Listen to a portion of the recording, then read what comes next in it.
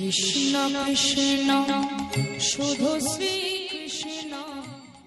কিন্তু একটু আগেই কীর্তন শুনছিলেন গৌরাঙ্গ সুন্দর চক্রবর্তী মহাশয়, উনি একটা জায়গায় বললেন, আপনারা হয়তো শুনেছেন যে গৌর সুন্দরের হাজার ভক্ত থাকলেও একেবারে অন্তরঙ্গ ভক্ত ছিল 3.5 জন।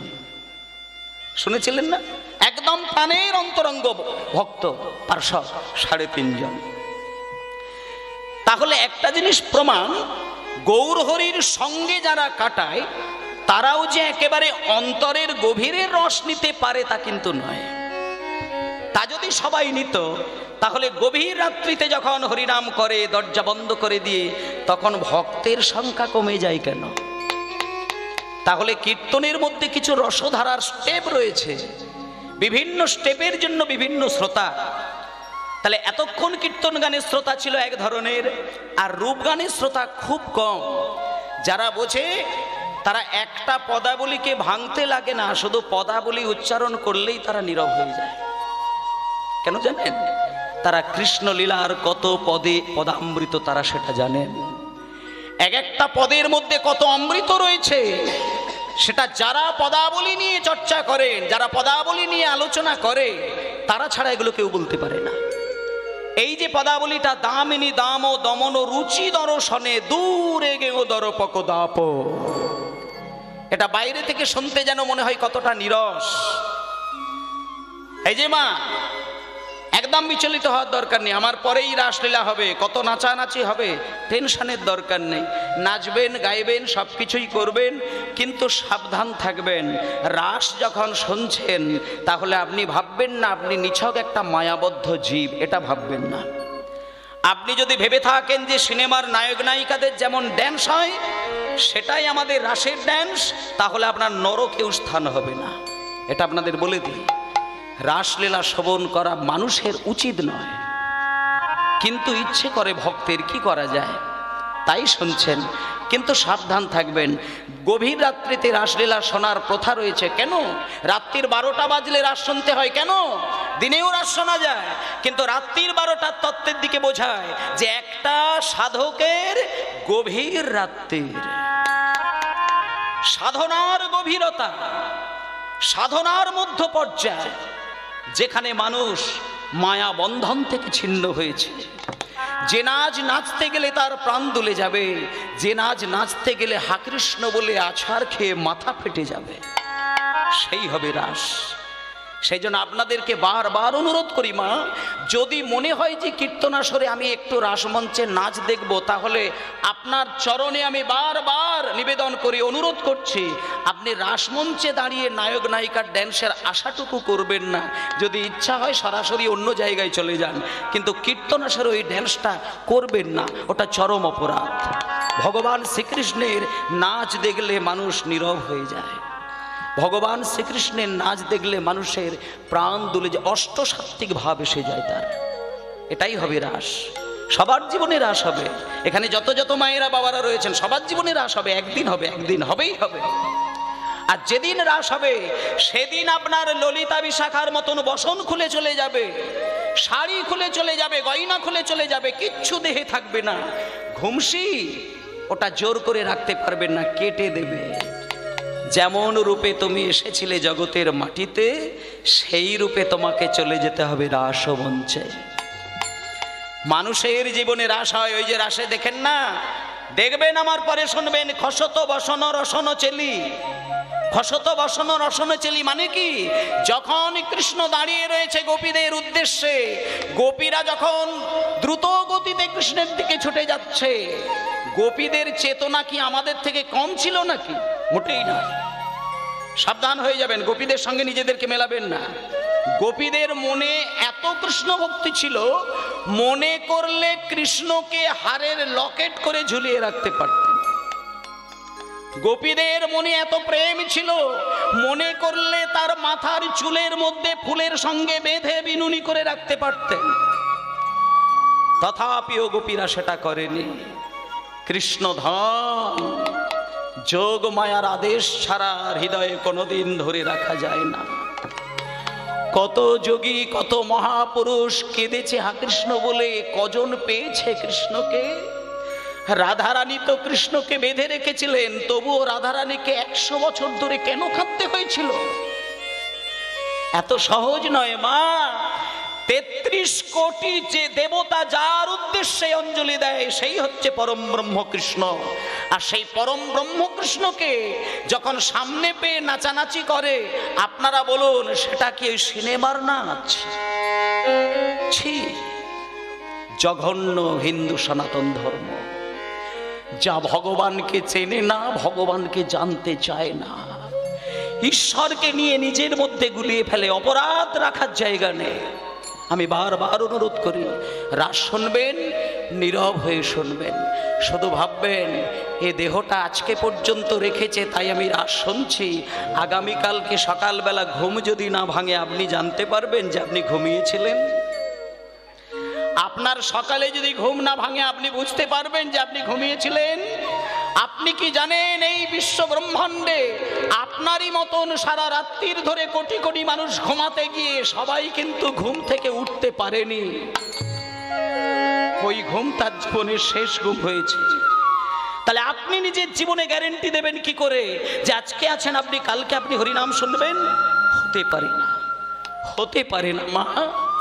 সেই জন্য চৈতন্য মহাপ্রভু নদিয়ার নবদ্বীপের প্রত্যেকটি মানুষের দ্বারে দ্বারে গিয়ে বুকে জড়িয়ে হাতে পায়ে ধরে বলেছিল, ওগো কলির জীব, দুর্লভ মনুষ্য জনম এসেছ যখন, একবার তোমরা সময় থাকতে হরি বলো না বাবা। এই তো আমি তোমাদের চরণ জড়িয়ে ধরে বলছি, একবার কৃষ্ণ বলো না, একবার নিতাই বলো না। সেদিন তো গৌরহরির কথা কেউ শোনেনি মা, কেউ শোনে না। গৌরহরি সাধারণ মানুষের চরণ বুকে জড়িয়েছে, কেউ বলেনি হরি বল। কিন্তু আপনারা জানেন সেই গৌরহরি কত দয়াময়, সেই গৌরহরি কত প্রেমময়। সাধারণ মানুষের দ্বারে গিয়ে চরণ ধরে হরি বলাতে চেয়েছে, বলেনি। কিন্তু গৌরহরি সিদ্ধান্ত নিল, স্বাভাবিকভাবে হরি না বললে আমি এদেরকে অন্যভাবে হরি বলাবো। এই বলে চক্রান্ত করে নৌকায় তুলে, নৌকা যখন ডুবে যাচ্ছে তখন দেখুন প্রত্যেকটি মানুষ হাহুতাশ করে হরি বল বলছে। মহাপ্রভুর চক্রান্তে নৌকায় উঠে প্রত্যেকটি মানুষ হরি বলছে। একটা মানুষ তখন হরি বলতে দ্বিধা করে না। চৈতন্য মহাপ্রভুর যে অন্তরের ভক্তি সুধা, তিনি গোলক থেকে এসেছিলেন কলিযুগের মানুষকে উদ্ধার করার জন্য। তিনি তার হৃদয়ের সম্পদ হাতে হাতে বিতরণ করলেন বাঙালিদের জন্য। কেমন ভাবে তিনি বিতরণ করলেন আর বাঙালি জাতির মানুষ কিভাবে সেটা পেলেন, সেই দেওয়া নেওয়ার পালাটা আজকে সকাল থেকে চলছে এই জায়গায়। যে মানুষ কেন ভগবানকে ডাকে, মানুষ কেন কীর্তন গান শোনে, আর ঘুম কামাই করে দিয়ে, খাওয়া দাওয়া বন্ধ করে দিয়ে, নরম গদির বিছানা শয্যা ত্যাগ করে এই এবড়ো খেবড়ো মাটিতে কষ্ট করে কেন সারা রাত্রির বসে বসে কীর্তন শোনেন। এই অন্তর্নিহিত অর্থটি যদি আমাদের মধ্যে না আসে, তাহলে ভগবানের নাম শুধু এক জন্ম কেন, লক্ষ জন্ম শুনে গেলেও আসল ফলটা কিন্তু মিলবে না মানব সমাজে। এখন জানতে হবে যে মানুষ ভগবানকে কেন ডাকে, ঈশ্বরের প্রতি ভালোবাসা কেন তৈরি হয় মানুষের, এই ভেতরের কারণটা জানতে হবে। যেমন আমাকে যদি ডাক্তারবাবু বলে দেয় যে একটু বেশি বেশি করে জল খাবে তাতে শরীর ভালো থাকবে, ভালো করে জায়গাগুলো পরিষ্কার করে বুঝবেন। এখন একটা লীলা পালা যদি ওপর থেকে শুনে যায়, তাতে হয়তো বাইরে থেকে একটু আনন্দ উপভোগ করা যায়, কিন্তু ভগবানের প্রতি আত্মনিবেদন কিন্তু লীলার ওপর দিক দিয়ে গেলে পাওয়া যাবে না। ভগবানের প্রতি আত্মনিবেদন করার জন্য যে চৈতন্যদেবের কীর্তন, সেটা চৈতন্যদেবের কীর্তন গানের তত্ত্বগুলো যদি উপলব্ধি না করা যায়, কিচ্ছু লাভ হবে না। তাই ভক্তমণ্ডলী, ভক্তিমতী মায়েরা, আপনাদের একটা কথা আমি পরিষ্কার করে বলি।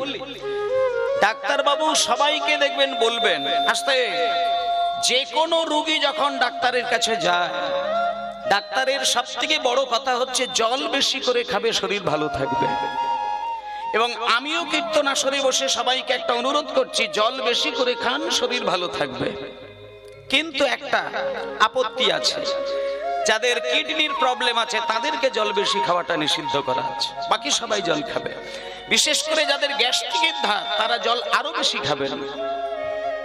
তাহলে এইখান থেকে বিষয়টা বুঝে যান যে আপনি যদি জল বেশি খান, ডাক্তারবাবুর কথা শুনে সেটা আপনাকে চাপিয়ে দেওয়া হলো জল খাওয়ার জন্য, তাই আপনি বাধ্যতামূলকভাবে জল খাচ্ছেন। তাতে করে জলের যা স্বাদ আর অতিরিক্ত পিপাসা পেলে তখন যে জল খাওয়ার স্বাদ, দুটো স্বাদ এক হবে কি? এই জায়গাটা বিচার করবেন।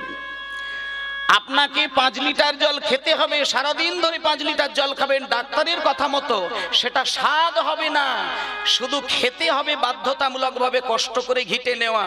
কিন্তু যখন আপনার পিপাসা পাবে, তৃষ্ণার্ত হয়ে ছুটে যাবেন, তখন 1 ফোঁটা জল জিভে ফেললে জলের কি স্বাদ, সেটা যে তৃষ্ণার্ত ব্যক্তি জল পান করে সে ছাড়া কেউ বুঝতে পারে না। কিন্তু মানুষ কিন্তু জানে জলের কোনো স্বাদ নেই, এটা আপনিও বলবেন আমিও বলবো জলের কোনো স্বাদ নেই, কিন্তু পিপাসা যার পায় তার কাছে জলের অনেক স্বাদ থাকে। জলের পিপাসা আসলে যেমন জলে লবণ দিলেও পিপাসা মেটে না, তৃষ্ণার্ত ব্যক্তি জল খেতে গেলে জলে যেমন চিনি দিলে পিপাসা মেটে না, একমাত্র সাদা জল খেলে তার পিপাসা যায়। তেমনি লোকের মুখে কথা শুনে কীর্তন শুনলে উন্নতি হয়, এইভাবে কীর্তন শোনা, আর সংসারের মোহজ্বালায় যন্ত্রণায় ভোগ করে যখন সর্বহারা হয়ে হা কৃষ্ণ বলে কাঁদে, সেই পিপাসার কৃষ্ণ নামের এক স্বাদ কিন্তু হবে না। সারা জীবন ধরে কৃষ্ণ কথা শুনবেন, কিন্তু ভেতরে আপনি যাকে ভালোবেসে সর্বহারা হলেন, সে যখন প্রতিদানে শেষের দিনে আপনাকে প্রাণ ভরা ব্যথা দেবে, সেই ব্যথা সহ্য করতে না পেরে যেদিন আপনি চরণ ধুলোই গড়াগড়ি দেবেন, সেদিন কৃষ্ণ চরণের যে অমৃতের স্বাদ, সেটা আপনি দ্বিতীয় কোনো মানুষকে বোঝাতে পারবেন না। তাই এতগুলো ভক্তবৃন্দ সকাল থেকে কীর্তন গান শুনছেন, আমি গ্যারেন্টি দিয়ে বলতে পারি 1000 ভক্তের শোনা 1000 রকমের হয়। যে সর্বহারা হয়ে সবকিছু দিয়ে গোবিন্দের চরণকে নয়ন জলে ধুইয়ে দেয়, সে হৃদয়ে কতটা পরমানন্দ ভোগ করে সেটা বিশ্বের কোনো মানুষ সেটা উপলব্ধি করতে পারে না। আনন্দ আর পরমানন্দ দুটো কিন্তু গুলিয়ে ফেলবেন না মায়েরা। আনন্দ আর পরমানন্দ দুটো এক জিনিস নয়, অন্ন আর পরমান্ন দুটো এক হয় কি? পরমান্নের মধ্যে অনেক স্বাদ লুকানো থাকে, পরমান্ন বানাতে গেলে আর একটু বেশি বেশি জিনিস ঢালতে হয়। ঠিক তেমনি আনন্দের মধ্যে যতখানি স্বাদ লুকানো রয়েছে, পরমানন্দে তার থেকে অনেক গুণ বেশি স্বাদ লুকানো রয়েছে। আরো পরিষ্কার করে বুঝিয়ে দিচ্ছি, শুনে যান। আনন্দ আর পরমানন্দের আলাদা করে ব্যাখ্যা, এগুলো একটু মন দিয়ে শুনবেন। ঈশ্বরকে ভালোবাসতে হবে, লীলা শুনতে শুনতে নয়, লীলা শুনতে শুনতে নয়।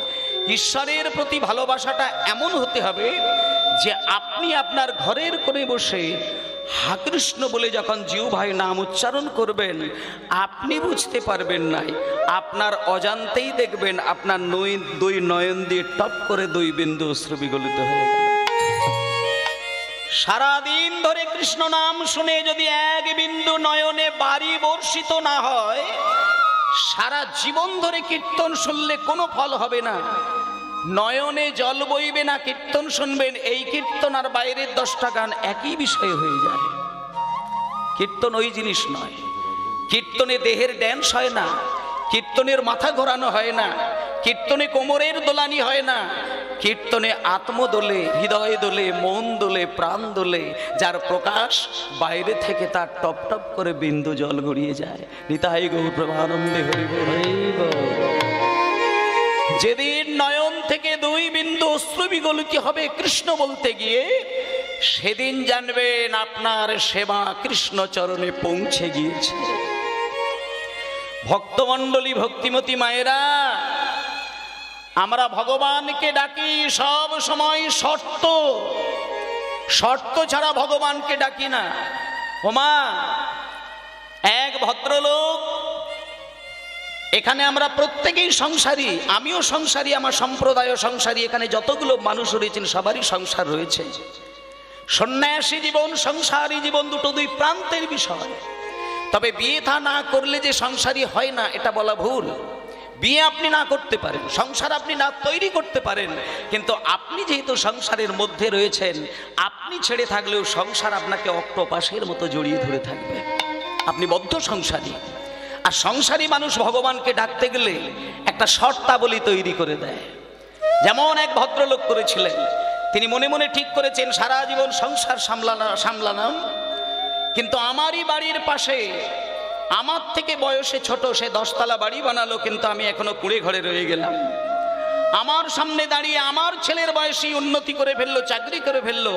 ছোটখাটো ব্যবসা করতে গেলে উন্নতি হয়, কিন্তু বড় কিছু করতে গেলে ঠাকুর আমাকে কেন দিতে চায় না? আসতে মায়েরা দেখবেন, এখানে যত যত মা বাবা রয়েছে সবার জীবনে এই কথাগুলো ফলবে।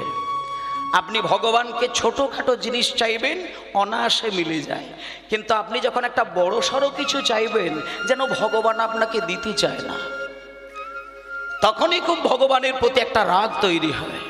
যেমন হয়েছিল একদিন, তিনি একদিন ভগবানের মন্দিরে গিয়ে ভগবানের সামনে মাথা ঠুকে ঠুকে বলছে, হে ঠাকুর, সারা জীবন ধরে আমি সংসার সামলালাম, কিন্তু পাশের বাড়ির লোকের মতো আমি কেন এত সুখী নই? আমার স্ত্রী আমাকে দামি শাড়ি দিতে বললে আমি কেন শাড়ি কিনে দিতে পারি না? আমার ছেলে মেয়ে ভালো খাতা পেন চাইলে কেন আমি খাতা পেন কিনে দিতে পারি না? আমার ছেলে মেয়ে যখন দেশ বিদেশে বেড়াতে যেতে চাই, কেন আমি বেড়াতে যেতে পারি না? আমার সংসারে কেন এত অভাব?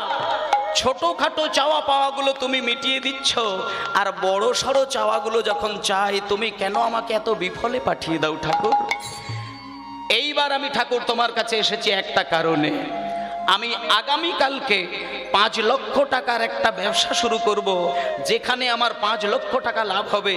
সেই 5 লক্ষ টাকা লাভ যদি আমার কালকে হয়, আমি ঠাকুর কথা দিয়ে যাচ্ছি, সকালবেলায় আমি কালকে এসে তোমাকে 500 টাকার পুজো দিয়ে যাব।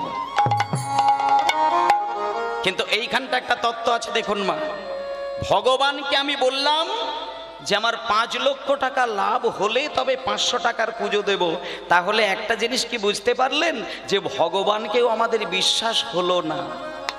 মানে আমি এটা করতে পারলাম না যে 500 টাকার পুজোটা দিয়ে গিয়ে তারপরে বলতে পারলাম না ঠাকুর তুমি 5 লাখ টাকা পাইয়ে দাও। আমাকে 5 লক্ষ টাকা দিলে তবে 500 টাকা দেব, এই শর্তাবলী তৈরি করে দিয়ে চলে গেলাম। ইতিমধ্যে আগামীকালকে 5 লক্ষ টাকা আমার পকেটে ঢুকলো। পরশু দিনে এসে মন্দিরে আমি 500 টাকা দিতে গিয়ে হাতটা আমার কেঁপে উঠল। কেন বলুন তো?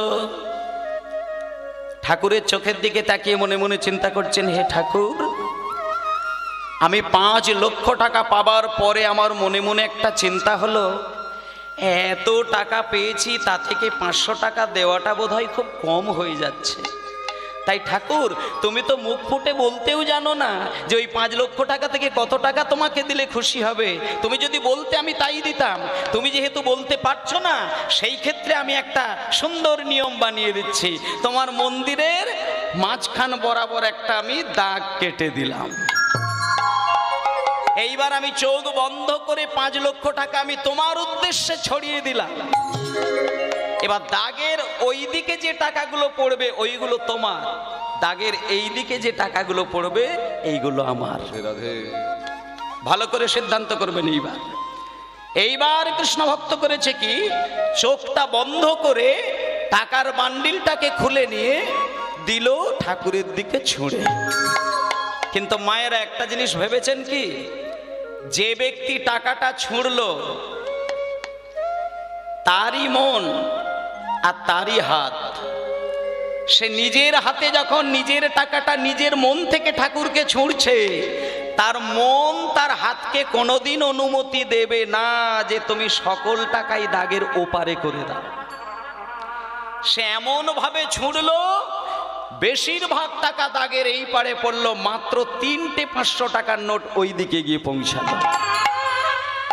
এইবার চোখ খুলে দেখছে, বাবা বাবা বাবা ঠাকুর তুমি কত বড় দয়াময়, এতগুলো 500 টাকার মধ্যে 3টে মাত্র তুমি নিলে, বাকি সব আমায় দিয়ে দিলে।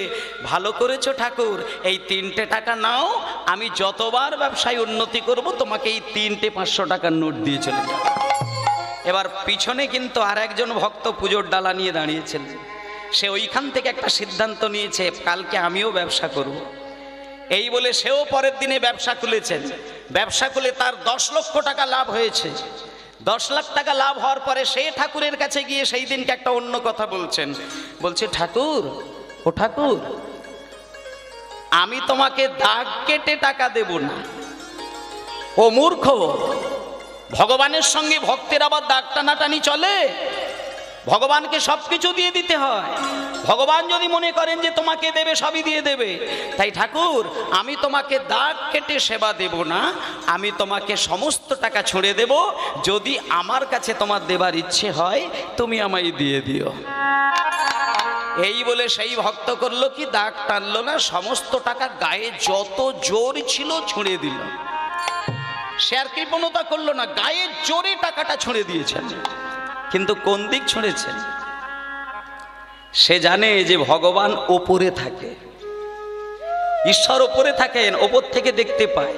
তাই আমি ওপরের দিকে টাকাটা ছুঁড়ে দেবো, ভগবান যা নেবে নেবে, বাকি যা নিচে নামাবে সেইগুলো নিয়ে নেবো। তাহলে এইবার আপনারা বলুন, টাকা ওপরে ছুঁড়লে ভগবান কি সেখান থেকে ক্যাচ করবে? সব টাকাই তো নিজের কাছে গড়িয়ে আসবে।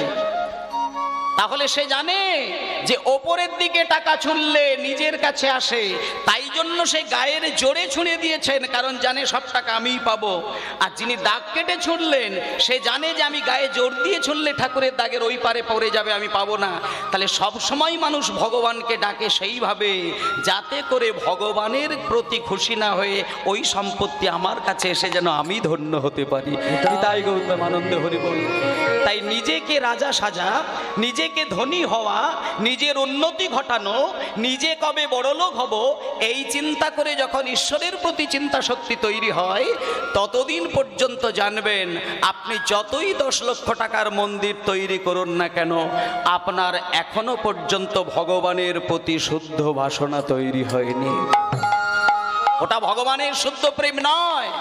ভগবানের প্রতি শুদ্ধ প্রেম যখন তৈরি হবে, সেদিন তোমার মন থেকে অন্ধকার দূরে সরে যাবে। তখন ভাবনার ভাব অমৃত যখন হৃদয়ে প্রস্ফুটিত হবে, নয়নে যখন অবিরল অশ্রুধারা বইবে, তখন ফল, মিষ্টি, বাতাসা, ধূপ কিচ্ছু দিতে লাগে না। শুধু তোমার ঘরের কোণে বসে দরজা বন্ধ করে হাত জোড় করে একবার কৃষ্ণ বলো, দেখো নয়নে কলসি কলসি প্রেমের ধারা গড়াবে। সেদিন কিছু দিতে লাগবে না, ভগবান ছুটে এসে, যার জন্য সারা বিশ্ববাসী ছুটে বেড়ায়, সেই বিশ্বের কর্তা তার রাঙা যুগল চরণ তোমার হৃদয় মাঝে বাড়িয়ে দেবে। নিতাই গৌর প্রেমানন্দে হরি বল। আজকে বৈষ্ণব পদাবলিতে গৌরচন্দ্রিকার মাধ্যমে শ্রীকৃষ্ণের উপবর্ণনাতে যে ব্যাখ্যাটা করেছে, সেই তত্ত্বগুলোই মানুষকে বোঝানোর চেষ্টা করেছেন। দেখুন বৈষ্ণব পদাবলিতে কি বললেন। দামিনী নাম হরি হরি হরি হরি বল।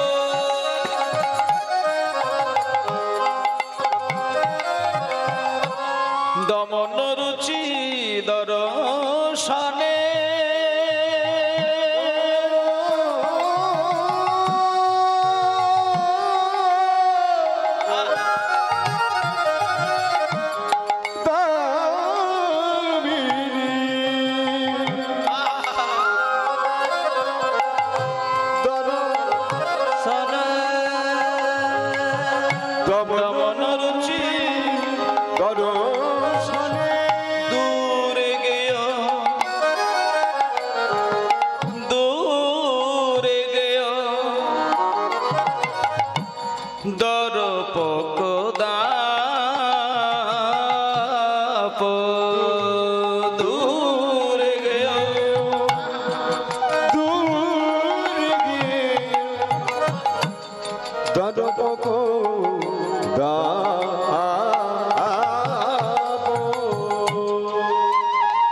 মায়েরা,